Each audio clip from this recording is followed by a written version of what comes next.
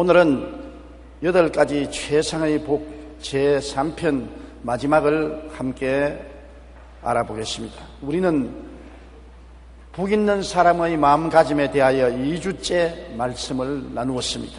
오늘은 마지막 복 있는 사람의 삶의 태도에 관하여 주님의 말씀에 귀를 기울여 보십시다. 7째로 화평케 하는 자는 복이 있나니 하나님의 아들이라 일컬음을 받을 것이라고 말한 것입니다. 여러분, 이 세상에 전쟁과 전쟁 소문이 끊이지 않습니다. 텔레비 채널을 틀어보십시오. 거의 태반이 죽이는 역사 스토리, 전쟁하는 영화가 나옵니다. 죽이는 것을 일삼아서 사람들에게 보여주는 것입니다. 어느 곳에 가나 비참하게 죽이고 죽고 피 흘리는 고통을 바라볼 수 있습니다. 이와 같이 세상에는 평화가 없습니다. 그것은 사람들의 마음속에 화평이 없다는 증거인 것입니다. 우리가 평화를 얻기 위해서는 서로 대화를 해야 되는 것입니다. 대화 없는 평화는 있을 수가 없는 것입니다. 내 생각대로만 주장하고 다른 사람 생각대로만 주장하기 때문에 부딪히는 것입니다. 대화와 타협을 통하여 평화를 가져올 수가 있는 것입니다. 로이엘 호우는 그의 책 대화의 기적에서 이렇게 말했습니다. 몸에 피가 흘러야 산다 한다면 사랑에는 대화가 흘러야 삽니다. 피가 멈추어 섰을 때 그 몸은 죽기 시작합니다. 만약 대화가 멈추어 버린다면 사랑은 죽은 것입니다. 그 사이에는 분노와 증오가 잉태됩니다. 이미 죽은 몸은 살리지 못합니다. 그러나 대화는 이미 죽은 관계까지 회복할 능력이 있습니다. 진정 이것이 대화의 기적이라 아니할 수 없습니다. 이처럼 대화를 통해서 우리는 오해와 미워하는 사람과 화평할 수 있고 원수도 화평으로 인도할 수가 있는 것입니다. 화평케 하기 위해서는 반드시 대화를 가져야 됩니다. 우리는 우리의 가족 간에 화평을 가지 못하는 일이 너무나 많습니다. 오늘날 부부간에 알력은 말할 필요 없고 부모 자식 간에 죽이기까지 하는 것입니다. 가장 가까운 혈족끼리도 화평이 없습니다. 그것은 대화를 하지 않기 때문에 그런 것입니다. 가족 간의 대화가 가정에 화평을 가져오는 지름길이 되는 것입니다. 지난 5월 15일 취업 포털 카리에에서는 직장인 1,574명을 대상으로 가족 간의 대화에 대한 설문조사를 실시했습니다. 조사 결과 응답자의 절반인 47.8%는 가족과의 대화 시간이 하루에 평균 30분도 되지 못한다고 말했습니다.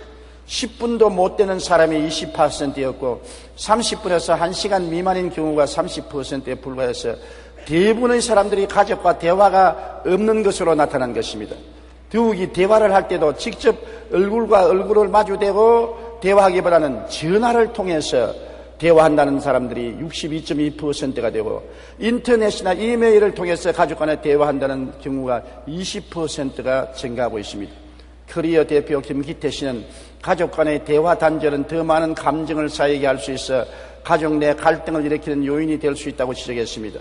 가족 간에 화평케 하기 위해서는 가족 간의 대화가 있어야 되는 것입니다. 남편과 아내, 부모와 자식, 일가와 친척 간에 머리를 맞대고 대화를 하면 많은 오해가 풀리고 이해하고 동정하고 사랑할 수 있는 은혜를 받을 수가 있는 것입니다. 이웃 간에도 무조건하고 주먹을 휘둘러서 내 개인의 의견만 내놓지 말고 대화를 통해서 서로 줄 것은 줄고 받을 것은 받고 이해할 것은 이해하고 이해 못할 것은 이해하려고 노력하는 대화가 있어야 평화가 있을 수 있는 것입니다. 그렇기 때문에 우리가 남북 대화를 계속해야 된다, 햇빛 정책을 지지하는 이유는 대화를 통해서 순식간에 일어날 오해로 말미암아 살상의 전쟁이 일어나지 않도록 방지할 수 있는 길이 되기 때문인 것입니다. 서로 대화하는 동안에는 죽이는 살상이 일어나지 아니할 것입니다. 그러므로 대화는 우리의 인생 생활에 결코 피할 수가 없는 것입니다. 상호 오해하고 미워하는 사람과 대화를 한다는 것은 참으로 중요한 것입니다. 원수와 대화가 화평을 가져오는 것입니다. 여러분, 하나님은 인생들과 대화하기 위해서 하나님의 아들 예수님을 보내셨습니다. 예수님은 하나님의 말씀이라고 했었습니다. 하나님은 예수님을 통하여 인생들과 말씀하기 위해서 역사하신 것입니다. 이사야서에 보면 우리가 서로 이논하자. 너희 죄가 주홍같이 붉을지라도 흰눈같이, 진홍같이 붉을지라도 양털같이 희어질 수 있다고 말한 것입니다. 우리가 서로 대화하자고 하나님 말씀한 것입니다. 하나님은 예수님을 보내셔서 우리와 대화하기를 원합니다. 그럼에도 불구하고 세상은 하나님과 대화의 제의를 거부하고 하나님께 등을 돌리고 예수님을 거부하고 있는 현실인 것을 보게 될 때 안타깝게 말로 다 할 수 없습니다. 히브리서 1장 1절로 2절에 옛적의 선지자들을 통하여 여러 부분과 여러 모양으로 우리 조상들에게 말씀하신 하나님이 이 모든 날 마지막에는 아들을 통하여 우리에게 말씀하셨으니 이 아들을 만유의 상속자로 세우시고 또 그로 말미암아 모든 세계를 지으시느니라. 만물을 지으신 그 아들을 통해서 오늘 하나님은 여러분과 대화하기를 원합니다. 우리가 죄를 짓고 불의하고 추악하고 버림을 받아야 마땅함에도 불구하고 하나님과 대화하고 우리가 죄를 회개하고 나오면 모든 죄를 값없이 은혜로 깨끗이 정하게 해주시고 구원을 해주시겠다고 하나님께서 오파하고 계신 것입니다. 그러므로 하나님과 대화가 없는 사람은 금세와 내세에 살아갈 길이 없습니다. 하나님과 대화하면 흑암이 광명으로, 무질서가 질서로, 죽음이 생명으로, 파괴가 건설로, 추가 아름다움으로 변화될 수 있는 기적을 가져올 수가 있는 것입니다. 미국의 카네기 공대에서는 졸업생들 가운데 성공한 사람들을 조사하여 그 원인을 분석했습니다. 그런데 그들은 이구동성으로 이렇게 말했습니다. 성공하는데 전문 지식이나 기술은 15%밖에 영향을 주지 않았으며 나머지 85%는 인간관계였다고 말한 것입니다. 아무리 머리가 좋고 기술이 탁월해도 그것이 성공을 가져온 데는 15%밖에 영향력이 없다. 인간성이 좋아야 성공하는 것이 85%라고 말한 것입니다. 성공적인 인간관계를 이루기 위해서는 세 가지 방문을 잘해야 한답니다. 입의 방문, 손의 방문, 그리고 발의 방문이라고 말합니다. 입의 방문은 전화나 말로서 상대방을 칭찬하고 용기를 주는 방문입니다. 우리는 전화를 통해서나 혹은 인터넷을 통해서 이메일을 통해서나 상대방에게 힘을 주고 용기를 주는 신방을 하는 것입니다. 이것이 성공의 비결인 것입니다. 칭찬하고 용기를 주는 것입니다. 손의 방문이라는 것은 편지를 쓰거나 이메일을 통해 사랑하는 마음을 전달하는 것이고 발의 방문은 상대가 병들거나 어려움이 있을 때 찾아가는 것입니다. 이 중에서 서로 간에 화평케 하기 위해서는 특히 입의 방문이 절대로 필요한데 입의 방문이라는 것은 대화를 말하는 것입니다.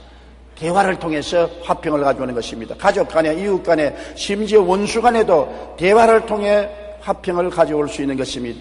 화평케 위해서는 서로 비평하지 말고 판단하지 말아야 되는 것입니다. 대화만 할 뿐 아니라 돌아서서 이웃을 비평하고 판단하면 모든 대화는 깨뜨려지고 마는 것입니다. 우리는 항상 시내산 율법과 갈보리산 용서 사이에 있는 것입니다. 시내산에서는 하나님께서 십계명과 율법을 주셨습니다.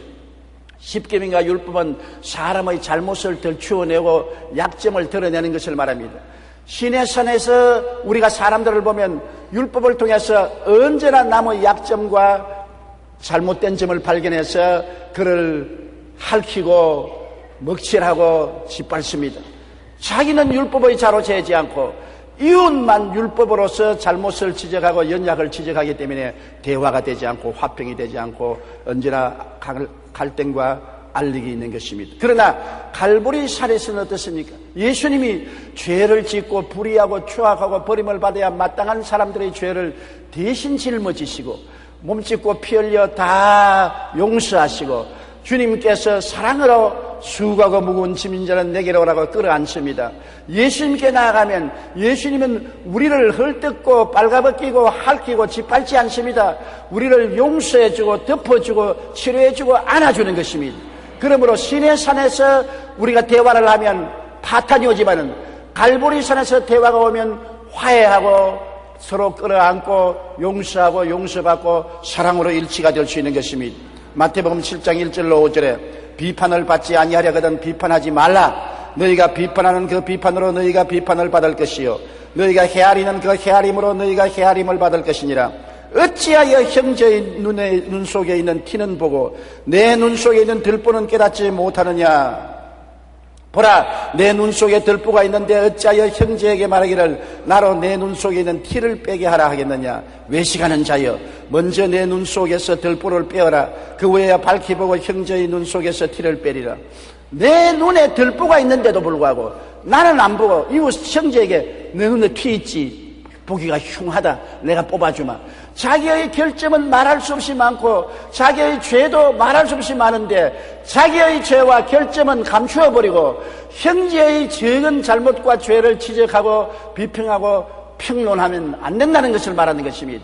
그러므로 비평과 평론을 잘못하면 큰 파탄을 가져오는 것입니다. 항상 아내를 비평하고 평론하는 남편은 아내와 거리가 멀어지는 것입니다. 늘 남편을 깔보고 비평하고 바가지를 끓는 아내는 남편의 사랑을 받을 수가 없는 것입니다. 서로 이해하고 동정하고 용서하고 사랑하는 갈보리 예수 그리스도 십자가의 화목을 가지고서 인생을 살아야 비로소 평안하게 살 수 있는 것입니다. 베드로전서 4장 8절에 무엇보다 뜨겁게 서로 사랑할지니 사랑은 허다한 죄를 덮나니라. 사랑하면 죄를 짓습니다. 부모가 자식의 죄를 덜추어내지 않습니다.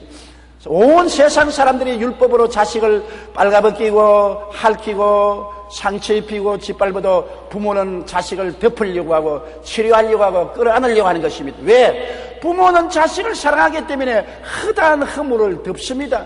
자동차가 달려올 때 어린애기를 데린 어머니는 어린애기를 감고 뒤로 돌아서서 자동차를 막습니다. 자동차가 와서 부딪히면 죽을 걸 번연히 알면서도 어린애기는 가슴에 안고 등을 뒤로 돌려서 자동차를 막는 것이 부모의 사랑인 것입니다. 하나님은 우리를 이처럼 사랑하사 우리의 허다한 허물을 용서하고 덮기 위해서 그 아들 예수 그리스도를 세상에 보내셔서 십자가에 몸짓고 피 흘려 사랑해 주셨습니다. 하나님의 이 엄청난 사랑을 받았으면 우리는 마음이 변화되어 우리도 용서와 사랑으로 이웃을 대하는 우리가 되어야 되겠는 것입니다. 마태복음 5장 38절로 42절에 또 눈은 눈으로 이는 이로 갚으라 하였다는 것을 너희가 들었으나 나는 너희에게 이르노니 악한 자를 대적하지 말라. 누구든지 내 오른편 뺨을 치면 왼편도 돌려대며 또 너를 고발하여 속옷을 가지고자 하는 자에게는 그 돛까지 가지게 하며 또 누구든지 너로 억지로 오리를 가게 하거든 그 사람과 심리를 동행하고 내게 구하는 자에게 주며 내게 꾸고자 하는 자에게 거절하지 말라. 이 말은 뭐냐면 사소한 일을 가지고서 내가 양보하지 아니하므로 화평을 이룰 필요가 없다는 것입니다. 마음에 가지고 있는 평화와 이웃 간의 화평은 뺨 한 대 더 맞는 것보다 중요하고 속옷과 겉옷 주는 것보다 더 중요하고 한 심리를 더 걸어가는 것보다 더 중요하다는 것입니다. 물론 중대한 일은 모르겠지만 인생의 모든 분쟁은 사소한 일에서 일어나는 것입니다. 사소한 일에 평화를 이룰 정도 같으면 양보하라는 것입니다. 양보를 하고 평화를 지키는 것이 내가 얻고 평화를 잃어버린 것보다 낫다는 것입니다. 부부간에도 그렇지 않습니까? 조그마한 일로 말다툼합니다. 내가 지고 가정이 평안한 것이 좋지, 내가 이기고 가정이 쌀어름같이 되고 서로 긴장이 되면은 모든 것을 잃어버리는 것이 되는 것입니다. 우리의 삶 속에 가장 중요한 것이 마음의 평화인 것입니다. 평화가 행복의 기초가 되는 것입니다. 돈 많다고 행복하지 않아요. 좋은 집에 산다고 행복하지 않아요. 부귀영화 공명이 있다고 행복할 것입니까? 권력이 있다고 행복합니까? 아니요. 마음에 화평이 있어야 행복한 것입니다. 그러므로 하나님과 사람 사이에 화평을 가져오고 내 가족과 이웃 간에 화평을 가져오면 하나님의 아들이라 칭함을 받는다고 하는 것입니다. 하나님의 아들 예수님은 전쟁이 아니라 평화를 가져오는 것입니다. 살상이 아니라 사랑을 가져온 것입니다. 주님은 언제나 화목해 하는 역사를 하는 것입니다. 하나님과 사람 사이에 화목해 하고 사람과 사람 사이에 화목해 하고 인간과 자연과의 관계에도 화목을 가져오는 것이 주님의 역사인 것입니다. 예수님의 이름으로 서로 물고 찢고 싸우는 것은 하나님의 영광을 가리는 일이 되고 마는 것입니다. 여덟째로 의를 위하여 핍박받는 자는 복이 있나니 저희가 천국이 저희 것임이라고 하는 것입니다. 의란 무엇인 것입니까? 예수님이 십자가에 못 박여 몸짓고 피 흘려 우리 일생의 죄악을 다 청산한 그 공로가 의로움인 것입니다. 우리의 행위가 의롭게 되지 않습니다. 의는 없나니 하나도 없다고 말한 것입니다. 여러분 가운데 한번 과거의 생활을 헤아려 보십시오. 내가 의인이라고 어깨 펼 수 있는 사람 누가 있습니까? 50보 수백보입니다.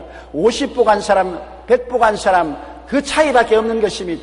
그러므로 인간의 행위로 의롭다함을 얻을 육체가 없습니다. 그러나 의란 것은 예수님이 우리의 죄를 십자가에서 영원히 용서해 주었기 때문에 예수님 안에 의가 있는 것입니다. 의라는 것은 예수님을 마음속에 모시고 예수님을 생각하고 예수님을 바라보고 예수님을 믿고 예수님을 자랑하고 사는 것이 의가 되는 것입니다. 예수님을 생각하지 아니하고 예수님을 바라보지 아니하고 예수님을 믿지 아니하고 예수님을 자랑하지 아니하고는 의라는 것은 있을 수가 없는 것입니다. 예수님과 더불어 자고 깨고 먹고 마시고 사는 것이 의로움인 것입니다.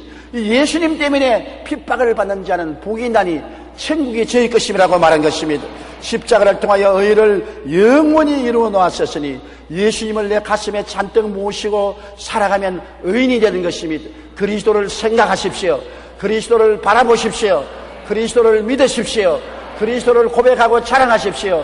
그러면 너는 의인이 되는 것입니다. 하나님의 은혜로 의롭게 되는 것입니다. 고린도후서 5장 21절에 하나님이 죄를 알지도 못하신 이를 우리를 대신하여 죄로 삼으신 것은 우리로 하여금 그 안에서 하나님의 의가 되게 하려 하심이라. 여러분이 얼마나 의롭게 되느냐? 하나님처럼 의롭게 된다는 것입니다. 엄청난 일입니다. 그 죄 덩어리가 용서를 받되 철저히 용서를 받아서 하나님이 의로운 것처럼 여러분도 의로워짐으로 하나님 앞에 마음 놓고 출입을 할 수 있게 된다는 것을 말하는 것입니다. 그런데 우리 의로우신 예수님을 섬기고 모시기 때문에 핍박을 당하고 직장에서 어려움을 겪고 사회생활에서 고통을 당하면 성경에는 말합니다. 복이 있다. 예수님 때문에 당하는 고통은 언제나 복으로 돌아온다. 악을 선으로 바꾸시는 우리 하나님께서는 예수님 때문에 욕을 얻어먹고 핍박을 당하고 고통을 당하면 그만큼 하늘에 복을 쌓아놓는다는 것입니다. 마태복음 5장 11절에 나로 말미암아 너희를 욕하고 박해하고 거짓으로 너희를 거슬려 모든 악한 말을 할 때 너희에게 복이 있다고 말한 것입니다. 왜 복이 있느냐? 하나님의 인정을 받는다는 것입니다. 예수님 저렇게 잘 믿어서 세상 사람에게 욕을 얻어먹고 오해당하고 핍박당하고 고통을 당하는 것은 진짜로 예수 잘 믿는 사람이란 증거가 되는 것입니다. 하나님의 인정을 받는 것입니다. 최고의 상입니다. 세상에 인정을 받는 것도 좋은 일이 아닙니까? 국가에서나 사회단체에서 인정해서 상장을 주는 것을 영광스럽게 생각합니다. 만왕의 왕, 만주의 주가 인정을 해주는 그러한 상은 최고의 상입니다. 핍박을 받을 때, 주님 때문에 고난당할 때 최고의 인정을 받는 것입니다. 로마서 1장 11절에 기록된 바 오직 의인은 믿음으로 말미암아 살리라 것 같다고 말하는 것입니다. 그리고 왜 의인의 복을 받느냐 하면 예수님 때문에 핍박을 받고 고통받을 때 그만큼 하나님의 사랑을 받게 되는 것입니다. 우리가 세상에 쫓겨서 나가면 하나님이 기다렸다가 손을 펴고 품에 안아주는 것입니다. 세상에 맞을 때 하나님이 사랑해 주시고 세상에 욕을 얻어먹을 때 하나님이 칭찬해 주시고 반대급부로 세상이 아무리 쥐어박아도 하나님은 더욱 사랑을 부어주신다는 것입니다. 그렇기 때문에 예수님 때문에 핍박을 받고 고통을 받는 사람의 복은 최고의 특전인 하나님의 사랑을 받는 것입니다. 부모의 사랑받는 것도 좋고 국가의 사랑을 받는 것도 좋지만은 하나님의 사랑을 받는 것 엄청나지 않습니까? 그 하나님의 사랑은 공평하지 않습니다. 적게 사랑받는 사람도 있고 많이 사랑받는 사람도 있습니다. 우리가 많이 주를 위해서 고난당하면 더 많이 사랑받고 적게 고난당하면 적게 사랑받는 것입니다. 성경에는 제가 나를 사랑한 적 내가 저를 건지리라. 제가 내 이름을 안 적 내가 저를 높이라고 말씀한 것입니다. 그리고 의인이 복이 있는 것은 성령님의 위로를 받기 때문인 것입니다. 고난이 더하면 더할수록 성령의 위로도 더한 것입니다.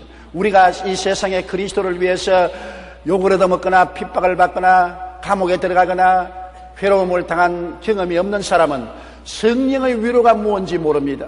그러나 그리스도 때문에 이 세상에서 고통을 당할 때는 하나님의 성령이 오셔서 품어주시고 엄청난 위로를 주신 것입니다. 마음의 안정과 평안과 기쁨과 소망으로 들뜨게 만들어주는 것입니다. 기쁨이 넘치게 하는 것입니다. 나는 성령의 위로를 보고 놀란 적이 있습니다. 제가 불광동에서 목회를 할 때 18살의 과부가 된 할머니가 외딸 하나를 키워서 고등학교 선생에게 시집을 보냈는데 이 외딸이 애를 낳고 난 다음 심장병으로 죽어가고 있었습니다. 병원에서는 이제 집에 들어가서 장례식을 치르라 했었습니다. 그 딸을 우리 천막 교회에 데리고 왔습니다.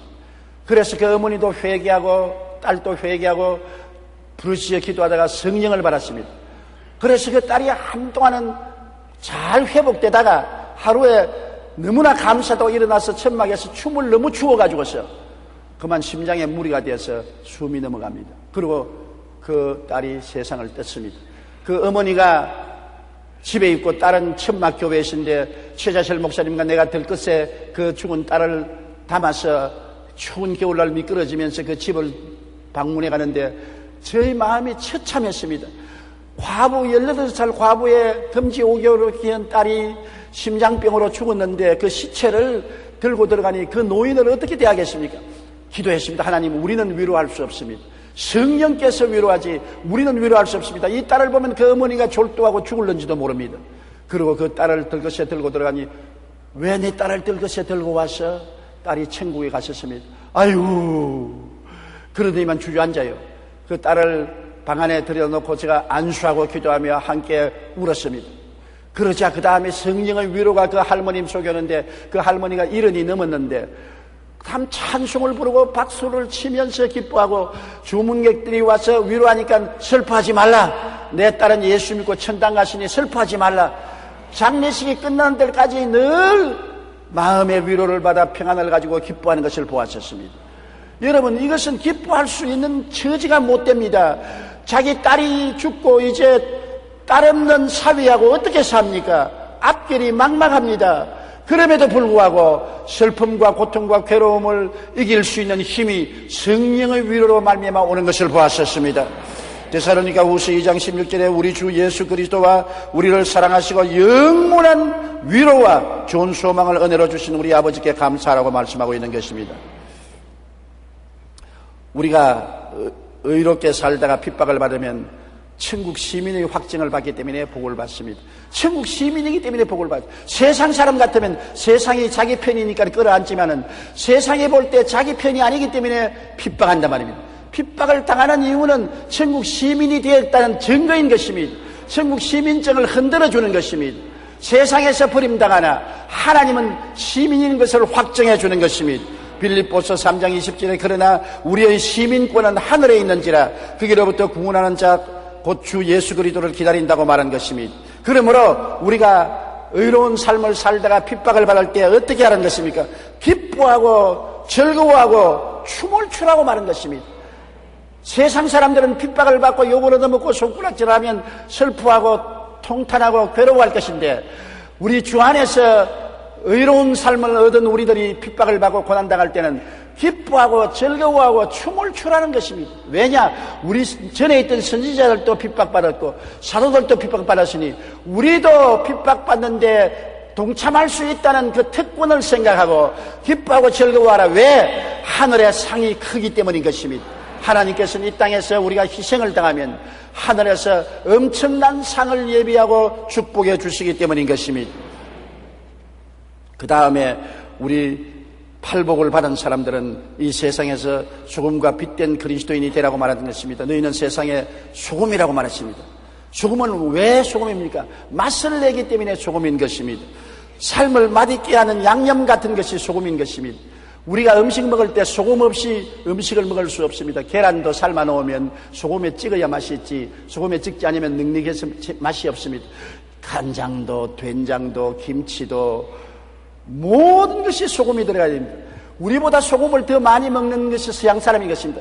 서양 사람들은 다른 양념은 없으니까 소금이 양념입니다. 이거는 빵에도 소금을 치지 않냐, 계란에도 소금을 치지 않냐, 고기 구운데도 소금을 치지 않냐, 전부 소금을 칩니다. 소금이 들어가야 양념이 되어서 맛이 나는 것입니다. 성경 말하기를 너희는 소금 같은 사람이라고 말했습니다. 예수 믿는 사람이 어느 곳에 가나 맛을 내는 양념 같은 사람이 돼야지 예수 믿는 사람이 어느 곳에 가나 썰개 같은 사람이 돼서는 안 되는 것입니다. 오늘 많은 예수 믿는 사람들이 소금이 되지 못하고 썰개가 됩니다. 여기 가도 사람이 고통을 당하게 하고 저기 가도 사람을 이간시켜 놓고 분리시키고 사람이 그 사람을 만나면 얼굴을 찌푸리고 닝닝하게 생각하는 사람들이 있는 것입니다. 우리는 소금이 되어야 되는 것입니다. 어느 곳에 가나 양념 같은 사람이 되어서 그 모임을 즐겁게 하는 것입니다. 저 사람만 만나면 오늘 기분이 좋아, 마음이 즐거워. 그래야지. 저 사람만 만나면 재수가 없어. 오늘 기분 나빠. 정말 재수 없는 사람이 있어요. 만나면 기분 나쁘고 우울하고, 에이 오늘 별난 것 다 만났네.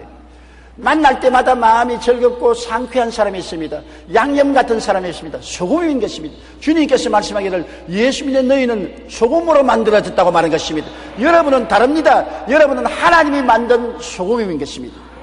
하나님이 만든 소금이기 때문에 여러분 자신을 알고 소금의 역할을 하면 어느 곳에 가나 양념 같은 사람이 되어서 여러분 환영을 받고 귀하게 능력을 받습니다. 식당에 가면은 사람들이 소금 주세요, 소금 어디 있어요? 하는 것처럼 그 사람 어디 있어요? 그 사람 보내주세요. 그 사람 만나게 해주세요. 소금 같은 남편, 아내에게 얼마나 즐겁습니까? 소금 같은 아내, 남편에게 얼마나 사랑받겠습니까? 소금 같은 자녀, 소금 같은 부모, 인생을 맛있게 살게 하는 사람이 되시기를 주님 이름으로 축원합니다. 소금은 또한 부패를 막습니다. 소금이 없이는 부패예요. 오늘날에는 얼음도 있고 냉장고도 있기 때문에 신선하게 보호하지만 우리가 자랄 때는 얼음도 없고 냉장고도 없었습니다. 우리 경상남도 울주군 삼남면 교동리 31번지 우리 학교에 가면은 시장을 지나가게 되는데 시장에 보면 그때 내 눈에 띄는 것은 칼치가 내 눈에 띄었어요. 완전히 소금 범벅입니다. 소금인지 칼치인지 알지 못합니다. 왜냐하면 울산에서 잡은 소금을 칼치를 은양까지 가져오는데 소금을 절여가지고서 소금 덩어리가 돼요. 그런데 그 칼치를 잘라가지고서 고춧가루 넣고 찢어 놓으면 와, 그 국물이 짜기는 한없이 소태같이 짠데 얼마나 맛있든지 말로 다 할 수가 없어요. 내 짝꿍이 하루는 오더니만 국물을 안 하고 입맛을 쭉 싸십시오. 와, 과신 맛있더래. 또 있다가 와, 과신 맛있더래. 뭐가 그래 맛있냐? 자기 아버지가 오랜만에 시장에 가서 호린내 나고 소금에 쪄린 칼치 꼬랑지 하나 가지고 와서 그거를 찢어서 가족들이 저녁에 나누어 먹었어요. 시골에서 비린내 나는 걸 입에 대볼 수가 없습니다. 1년 내내 가서. 그런데 그걸 먹고 난 다음 너무 좋아가지고서 하루 종일 낼 그 말만 하는 것입니다. 과신 맛있더래.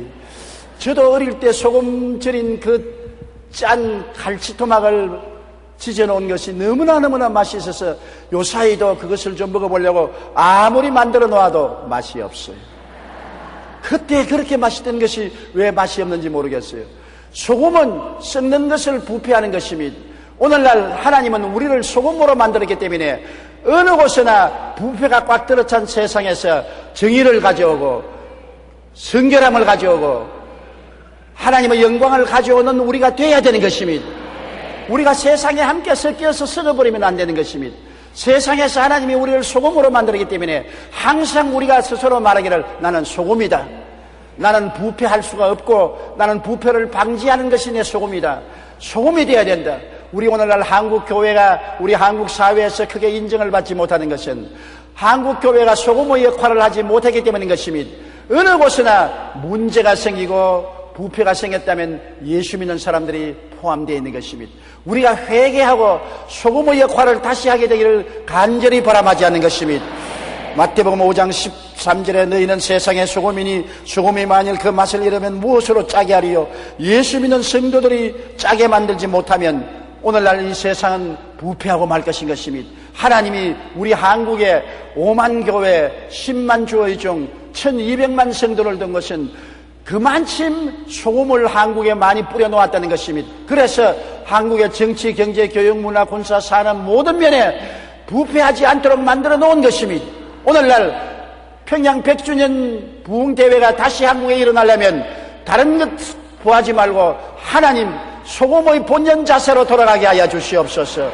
우리는 지금까지 소금 역할을 하지 못했습니다. 세상과 함께 놀아나고 부패했습니다. 회개하오니 우리 소금의 본연으로 돌아가게 하여 주시옵소서. 그래서 소금으로 생각하고 소금으로 말하고 행동하면은 우리 개인과 사회와 국가에 그리스도의 영광이 새롭게 나타나게 될 것입니다. 그리고 또 성경은 우리가 빛된 그리스도인이라고 말한 것입니다. 내가 전에는 어두움이더니 이제는 빛이라고 말한 것입니다. 옛날에는 마귀의 지배를 받은 어두움이었습니다. 캄캄했습니다. 그런데 우리는 오늘날 주님 안에서 빛이 되었다고 말한 것입니다. 그리스도의 복음의 등대되는 삶을 말하는 것입니다. 여러분, 우리가 주 예수를 믿고 빛이 된 것은 이 세상이 어둡지 않아요. 사람들이 어디서 와서 왜 살며 어디로 가는지 모르는 캄캄한 밤에 살고 있습니다. 그저 무엇을 먹을까, 무엇을 입을까, 무엇을 마실까, 어떻게 살고 부귀영화 공명만 찾아서 헤매고 내일을 알지 못합니다. 마치 도살장에서 돼지를 목을 자를 때 콩을 줄줄줄 흘려놓으면 콩 먹다가 따라가다가 철컥 목이 날아가고 콩 먹다가 따라가다가 철컥 목이 날아가는 것처럼 사람은 죽을 때까지 탐욕을 쫓아가다가 순식간에 죽어 지옥으로 떨어지는 것입니다. 어둡고 캄캄하고 목매합니다. 그렇기 때문에 우리 예수 믿는 사람을 하나님이 빛으로 보내신 것입니다. 우리를 통해서 죄인이 예수를 믿고 의인이 되고 천국 가는 길을 밝히 보여주고 진리를 깨닫게 해주는 등대가 되어야 되는 것입니다. 우리가 빛을 비추지 아니하면 우리 주위에 어두움에 있는 사람들이 다 지옥 가지 않겠습니까? 우리가 어두움에 처한 사람들에게 항상 빛을 전도를 해야 되는 것입니다. 길을 알리하고 진리를 말해 주어야 되는 것입니다. 마태복음 5장 16절에 이같이 너희 빛이 사람 앞에 비치게 하여 그들로 너희 착한 행실을 보고 하늘에 계신 너희 아버지께 영광을 돌리게 하라. 우리를 보고서 사람들이 하나님을 알게 되는 것입니다. 여러분, 절망의 어두움에 빛은 희망을 주는 것입니다. 이 세상에 절망이 너무나 많습니다. 재앙이 너무나 많고 고통이 너무나 많습니다. 그런데 우리는 빛을 전하는 희망의 전도자인 것입니다. 예수를 바라보라. 그 안에서 용서와 의로움이 있다. 예수를 바라보라. 세상과 마귀에서 해방되고 거룩함과 성령 충만이 있다. 예수를 쳐다보라. 치료와 건강이 그 속에 있다. 예수를 바라보라. 아브라함의 축복과 형통도 그 속에 있다. 예수를 바라보라. 그 속에 부활 영생 천국이 있다. 예수님 안에 영혼이 잘되고 범사에 잘되며 강건하고 생명을 얻되 풍성히 얻는 길이 있다. 희망을 주는 전도자가 되어야 되는 것입니다. 빛은 바로 어두움에서 길을 밝혀주는 것인데 희망을 주는 것입니다. 앞이 캄캄하여 절망적인 사람에게 환한 희망의 빛을 비춰주는 것이 빛인 것입니다. 우리가 빛입니다. 주님은 우리를 통하여 세상에 희망의 메신저로 사용하는 것입니다. 그리스도는 우리에게 희망의 원천이 되는 것입니다. 골로새서 1장 13절에 그가 우리를 흑암의 권세에서 건져내사 그의 사랑의 아들 나라로 옮기셨다고 말하시고 요한 1서 1장 5절에 하나님은 빛이시라 그에게는 어두움이 조금도 없으시니라. 그러므로 하나님 아버지와 예수 앞에 나오면 어두움은 사라지는 것입니다. 빛 가운데 충만하게 되는 것입니다. 어디서 와서 왜 삶이 어디로 가는지를 압니다. 희망을 어떻게 얻을 수 있는지 압니다. 영혼이 잘됨같이 범사에 잘되며 강건하고 생명을 얻되 풍성하게 얻는 길이 무엇인지 깨달아 알게 되는 것입니다. 그 다음에는 우리가 빛이라는 것은 죽음 건너편을 비치는 빛입니다. 누가 죽음 건너편을 비칩니까? 사람은 죽음에서 종결입니다. 끝입니다. 모든 삶이 여기에서 엔드입니다. 그런데 우리는 그 건너편을 비춥니다. 요단강 건너편 그리스도의 세우신 나라를 알고 있는 것입니다. 새 하늘과 새 땅과 새 예루살렘을 가르칩니다. 우리가 육신의 장막집이 무너지너도 손으로 짓지 않은 영원한 집이 저곳에 있다. 우리가 이 세상에 죽임을 당할지라도 우리를 위해서 있을 곳을 예비하신 우리 주님이 기다리고 계신다. 그래서 죽음 저 건너편에 우리가 손가락으로 가르치는 안내자가 되는 것입니다. 달이 아무리 비추어도 달을 쳐다보지 못한 사람에게 달을 보라고 가르치는 손가락과 같은 것입니다. 베드로전서 2장 9절에 너희는 택하신 족속이요 왕같은 제사장들이요 거룩한 나라여 그의 소유가 된 백성이니 이는 너희를 어두운 데서 불러내어 그의 기이한 빛에 들어가게 하신 이의 아름다운 덕을 선포하게 하려 하심이라. 주 건너편에 영생이 있는 것을 선포하는 것이 여러분의 빛이 된 사명인 것입니다. 요한계시록 22장 5절에 다시 밤이 었겠고 등불과 햇빛이 쓸데없으니 이는 주 하나님이 그들에게 빛이심이라 그들이 세시도록 왕노릇하리로다. 이러한 삶이 우리에게 있는 것을 우리가 비추는 것이 우리 빛된 사명인 것입니다. 그러므로 우리가 팔복을 받고 소금과 빛이 되는 삶을 살아야 하나님께서 우리를 보내신 사명을 다하는 것입니다. 주님이 복 있는 사람이라고 하시는 삶은 참으로 영원히 복이 있는 사람인 것입니다. 이 땅에서뿐 아니라 영원 천국까지 복으로 넘치는 삶을 여러분 살게 되시기를 주님 이름으로 축원합니다. 우리 다 같이 고개 숙여 기도드리겠습니다. 전능하신 아버지 하나님, 주님께서 팔복산에서 8가지 복을 말씀하시고 이 복을 받은 사람들은 이 세상에서 소금이 되고 빛이 되라고 말씀하셨습니다. 하나님 아버지여, 우리가 팔복을 생각하고 마음속에 음미하고 그 가르침을 따라 삶으로 정말 소금과 빛이 되게 도와주시옵소서. 우리는 과거의 삶을 돌이켜볼 때 소금도 되지 못하고 빛도 되지 못했습니다. 부패하는데 함께 섞여서 썩어가고 어두운 가운데 함께 섞여서 갈 길을 모르고 방황하는 우리들이었습니다. 하나님 아버지여, 오늘 이 시간에 우리를 돌이키게 하여 주시옵시고 회개하고 변화받아 참으로 소금이 되고 빛이 되게 하여 주시옵소서. 하나님이 우리를 소금으로 만들어 놓았습니다. 우리를 빛으로 만들어 놓았습니다. 자기 자신을 발견하게 도와주시옵시고 역할을 다하는 우리들이 되도록 보혜사 성령이여 도와주시옵소서. 예수님 이름으로 기도드리옵나이다. 아멘.